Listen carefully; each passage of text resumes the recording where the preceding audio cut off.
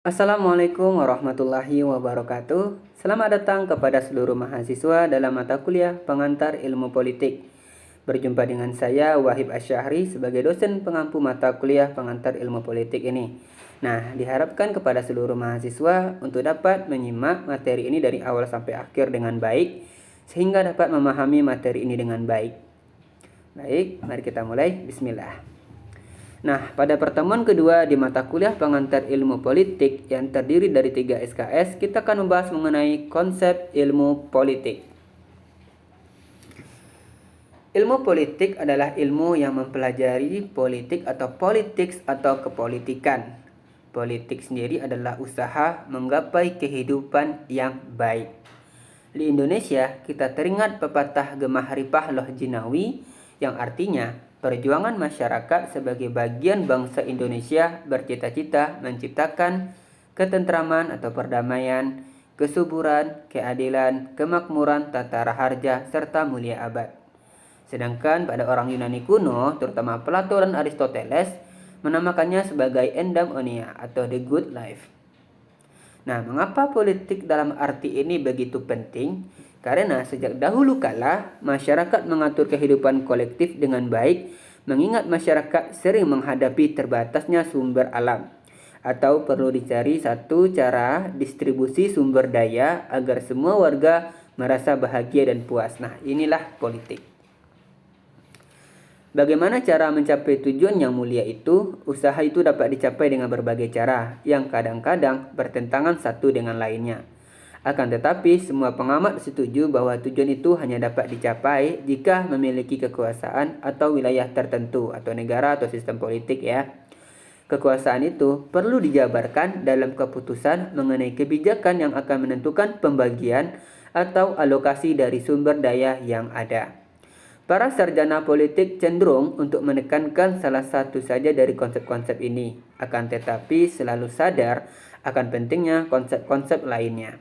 Dengan demikian, kita sampai pada kesimpulan bahwa politik adalah suatu negara atau state. Politik adalah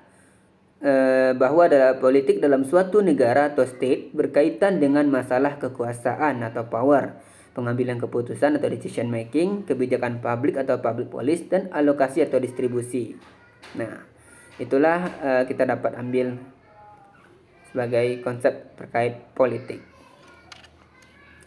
Jika dianggap bahwa ilmu politik mempelajari politik, maka perlu kiranya dibahas dulu istilah politik itu.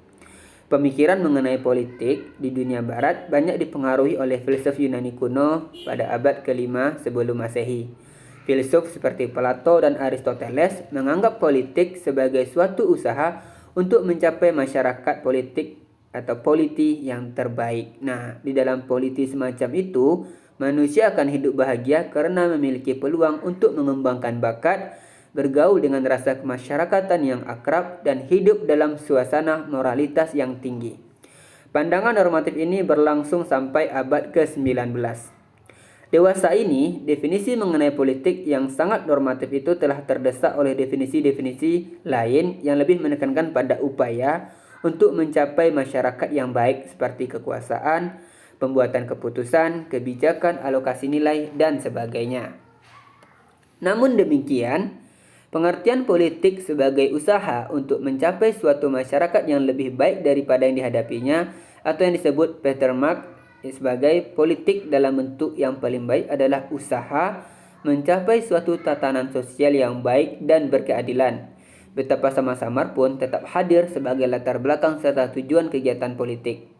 Dalam pada itu tentu perlu disadari bahwa persepsi mengenai baik dan adil dipengaruhi oleh nilai-nilai serta ideologi masing-masing dan zaman yang bersangkutan. Pada umumnya, dapat dikatakan bahwa politik adalah usaha untuk menentukan peraturan-peraturan yang dapat diterima baik oleh sebagian besar warga untuk membawa masyarakat ke arah kehidupan bersama yang harmonis. Usaha menggapai the good life ini menyangkut bermacam-macam kegiatan yang antara lain menyangkut proses penentuan tujuan dari sistem serta cara-cara melaksanakan tujuan itu. Masyarakat mengambil keputusan mengenai apakah yang menjadi tujuan dari sistem politik itu, dan hal ini menyangkut pilihan antara beberapa alternatif serta urutan prioritas dari tujuan-tujuan yang telah ditentukan itu. Untuk melaksanakan kebijakan-kebijakan umum atau public policy yang menyangkut pengaturan dan alokasi dari sumber daya alam perlu dimiliki kekuasaan atau power dan wewenang atau authority. Kekuasaan ini diperlukan baik untuk membina kerjasama maupun untuk menyelesaikan konflik yang mungkin timbul dalam proses ini. Cara-cara yang dipakainya dapat bersifat persuasif, meyakinkan, dan jika perlu bersifat paksaan atau coercion. Tanpa unsur paksaan, kebijakan ini hanya merupakan perumusan keinginan atau statement of intent belaka. Akan tetapi, kegiatan-kegiatan ini dapat menimbulkan konflik karena nilai-nilai baik yang material maupun yang mental yang dikejar biasanya langka sifatnya. Di pihak lain, di negara demokrasi, kegiatan ini juga memerlukan kerjasama karena kehidupan manusia bersifat kolektif. Dalam rangka ini, politik pada dasarnya dapat dilihat sebagai usaha penyelesaian konflik atau conflict resolution atau konsensus. Tetapi tidak dapat disangkal bahwa dalam pelaksanaannya, kegiatan politik di samping segi-segi yang baik juga mencangkup segi-segi yang negatif. Hal ini disebabkan karena politik mencerminkan tabiat manusia, baik nalurinya yang baik maupun nalurinya yang buruk. Perasaan manusia yang beraneka ragam sifatnya sangat mendalam dan sering saling bertentangan, mencakup rasa cinta, benci, setia, bangga, malu, dan marah. Tidak heran jika dalam realitas sehari-hari kita acap kali berhadapan dengan banyak kegiatan yang tak terpuji, atau seperti dirumuskan oleh Peter Malk sebagai berikut, politik dalam bentuk yang paling buruk adalah perebutan kekuasaan, kedudukan, dan kekayaan untuk kepentingan diri sendiri. Singkatnya, politik adalah perebutan kuasa, takhta, dan harta. Di bawah ini ada dua sarjana yang menguraikan definisi politik yang berkaitan dengan masalah konflik dan konsensus.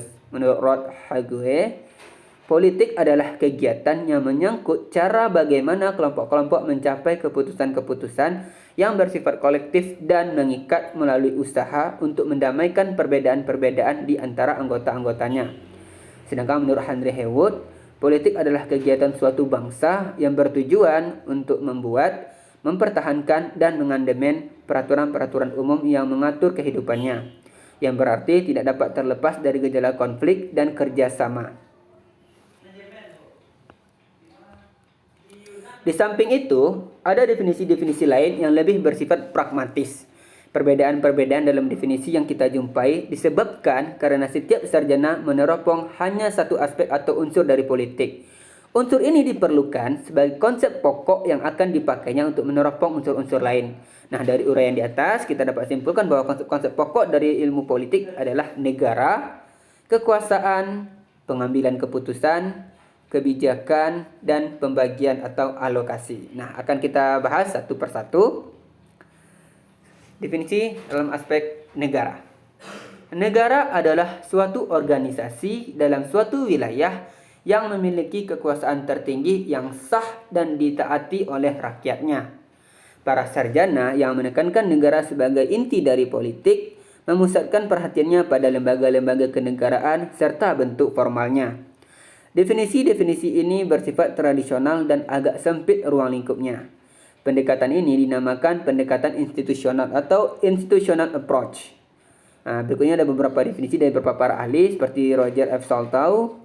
Dalam bukunya Introduction to Politics mengatakan ilmu politik mempelajari negara, tujuan-tujuan negara, dan lembaga-lembaga yang akan melaksanakan tujuan-tujuan itu, hubungan antara negara dengan warganya, serta hubungan antar negara. Nah, selanjutnya menurut J. Barents dalam ilmu politika, ilmu politik adalah ilmu yang mempelajari kehidupan bermasyarakat dengan negara sebagai bagiannya. Ilmu politik mempelajari negara dan bagaimana negara tersebut menjalankan tugas serta fungsinya. Masuk kita ke aspek yang kedua tentang kekuasaan. Kekuasaan adalah kemampuan seseorang atau suatu kelompok untuk mempengaruhi perilaku seseorang atau kelompok lain sesuai dengan keinginan para pelaku. Sarjana yang melihat kekuasaan inti dari politik beranggapan bahwa politik adalah semua kegiatan yang menyangkut masalah memperebutkan dan mempertahankan kekuasaan. Biasanya dianggap bahwa perjuangan kekuasaan atau power struggle ini mempunyai tujuan yang menyangkut kepentingan seluruh masyarakat. Pendekatan ini yang banyak terpengaruh oleh sosiologi, lebih luas ruang lingkupnya dan juga mencangkup gejala-gejala sosial seperti serikat buruh, organisasi keagamaan, organisasi kemahasiswaan, dan kaum militer. Pendekatan ini lebih dinamis daripada pendekatan institusional karena memperhatikan proses. Berikut ada beberapa definisi seperti Harold de Lancel dan A. Kaplan dalam Power and Society. Ilmu politik mempelajari pembentukan dan pembagian kekuasaan. Kekuasaan adalah kemampuan seseorang atau suatu kelompok untuk mempengaruhi perilaku seseorang atau kelompok lain, seperti yang kita bahas tadi ya. Nah, tadi seperti kita tahu ada beberapa definisi oleh Harold de Lancel dan A. Kaplan bahwa ilmu politik mempelajari pembentukan dan pembagian kekuasaan. Nah, selanjutnya menurut W.A. Robson dalam The University Teaching of Social Science mengatakan ilmu politik mempelajari kekuasaan dalam masyarakat, yaitu sifat hakiki, dasar, proses-proses, ruang lingkup, dan hasil-hasil. Fokus perhatian seorang sarjana ilmu politik tertuju pada perjuangan untuk mencapai atau mempertahankan kekuasaan, melaksanakan kekuasaan atau pengaruh atas orang lain, atau menentang pelaksanaan kekuasaan itu. Eleanor dalam Pengantar ke Pemikiran Politik menyebutkan, ilmu politik memusatkan perhatian pada masalah kekuasaan dalam kehidupan bersama atau masyarakat. Kehidupan seperti ini tidak terbatas pada bidang hukum semata-mata dan tidak pula pada negara yang tumbuhnya dalam sejarah hidup manusia relatif baru. Di luar bidang hukum serta sebelum negara ada, masalah kekuasaan itu pun telah pula ada. Hanya dalam zaman modern inilah memang kekuasaan itu berhubungan erat dengan negara. Osip K. Flechteim dalam Fundamental of Political Science menegaskan ilmu politik adalah ilmu sosial yang khusus mempelajari sifat dan tujuan dari negara sejauh negara merupakan organisasi kekuasaan, beserta sifat dan tujuan dari gejala-gejala kekuasaan lain yang tidak resmi yang dapat mempengaruhi. Flechteim juga menekankan bahwa kekuasaan politik dan tujuan politik saling mempengaruhi dan bergantung satu sama lain. Keputusan atau decision adalah hasil dari membuat pilihan. Nah, kita masuk kepada pengambilan keputusan ya. Keputusan atau decision adalah hasil dari membuat pilihan di antara beberapa alternatif. Sedangkan istilah pengambilan keputusan atau decision making menunjuk pada proses yang terjadi sampai keputusan itu tercapai. Pengambilan keputusan sebagai konsep pokok dari politik menyangkut keputusan-keputusan yang diambil secara kolektif mengikat seluruh masyarakat. Keputusan-keputusan itu dapat menyangkut tujuan masyarakat, dapat pula menyangkut kebijakan-kebijakan untuk mencapai tujuan itu. Setiap proses membentuk kebijakan umum atau kebijakan pemerintah adalah hasil dari suatu proses mengambil keputusan, yaitu memilih beberapa alternatif yang akhirnya ditetapkan sebagai kebijakan pemerintah. Misalnya, jika Indonesia memutuskan untuk memberi prioritas kepada pengembangan pertanian seperti dalam Pelita 1, maka hal ini merupakan suatu keputusan yang diambil sesudah mempelajari beberapa alternatif lain, misalnya memprioritaskan pendidikan atau memprioritaskan industri. Aspek di atas juga banyak menyangkut soal pembagian atau distribution yang oleh Harold de Lancel dirumuskan sebagai who gets what, when, and how. Joyce Mitchell dalam bukunya Political Analysis and Public Policy mengatakan politik adalah pengambilan keputusan kolektif atau pembuatan kebijakan umum untuk masyarakat seluruhnya. Nah, itu menurut para ahli kita. Carl W. Deutsch berpendapat politik adalah pengambilan keputusan melalui sarana umum. Dikatakan selanjutnya bahwa keputusan semacam ini berbeda dengan pengambilan keputusan pribadi oleh seseorang, dan bahwa keseluruhan dari keputusan semacam itu merupakan sektor umum atau sektor publik dari suatu negara. Keputusan yang dimaksud adalah keputusan mengenai tindakan umum atau nilai-nilai, yaitu mengenai apa yang akan dilakukan dan siapa mendapat apa. Dalam arti ini, politik terutama menyangkut kegiatan pemerintah. Oleh Deutsch dan kawan-kawan, negara dianggap sebagai kapal, sedangkan pemerintah bertindak sebagai nahkodanya. Pendekatan ini berdasarkan cybernetika, yaitu ilmu komunikasi dan pengendalian. Definisi, kita masuk ke aspek kebijakan umum. Kebijakan atau polisi adalah suatu kumpulan keputusan yang diambil oleh seorang pelaku atau kelompok politik dalam usaha memilih tujuan dan cara untuk mencapai tujuan itu. Pada prinsipnya, pihak yang membuat kebijakan-kebijakan itu mempunyai kekuasaan untuk melaksanakannya. Para sarjana menekankan aspek kebijakan umum atau public policy, menganggap bahwa setiap masyarakat mempunyai beberapa tujuan bersama. Cita-cita bersama ini ingin dicapai melalui usaha bersama, dan untuk itu perlu ditentukan rencana-rencana yang mengikat yang dituang dalam kebijakan atau policy oleh pihak yang berwenang, dalam hal ini pemerintah.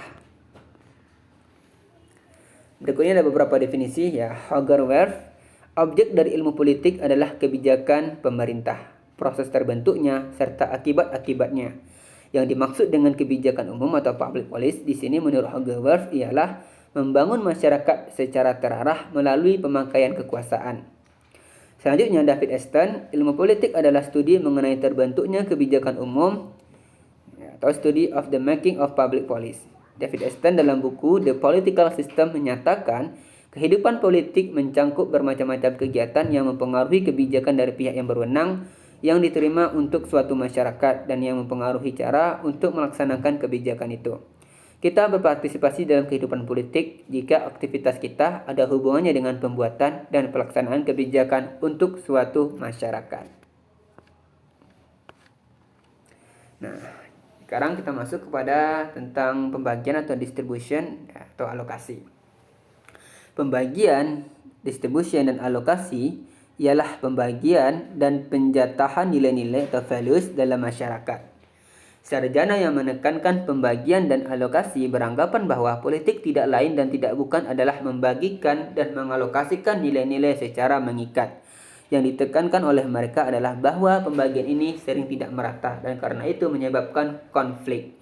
Masalah tidak meratanya pembagian nilai-nilai perlu diteliti dalam hubungannya dengan kekuasaan dan kebijakan pemerintah.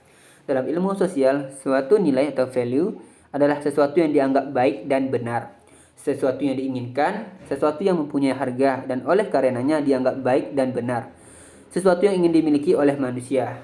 Nilai ini dapat bersifat abstrak seperti penilaian atau suatu asas seperti misalnya kejujuran, kebebasan berpendapat, dan kebebasan mimbar. Nilai juga bisa bersifat konkret material seperti rumah, kekayaan, dan sebagainya. Harold de Laswell dalam bukunya Who Gets What, When, How mengatakan politik adalah masalah siapa yang mendapat apa, kapan, dan bagaimana. Selanjutnya, David Aston dalam A System Analysis of Political Life mengatakan sistem politik adalah keseluruhan dari interaksi-interaksi yang mengatur pembagian nilai-nilai secara autoritatif berdasarkan wewenang untuk dan atas nama masyarakat. Seperti itu. Nah, itu tadi materi kita mengenai tentang konsep politik. Nah, demikianlah materi kita pada hari ini. Kepada mahasiswa diharapkan untuk dapat mencari sumber referensi lain untuk menambah ya khazanah pengetahuan kita di bidang ilmu politik, terutama dalam materi kita tentang konsep dasar ilmu politik. Baik, demikian dari saya. Salah dan khilaf saya mohon maaf. Saya akhiri. Assalamualaikum warahmatullahi wabarakatuh. Terima kasih.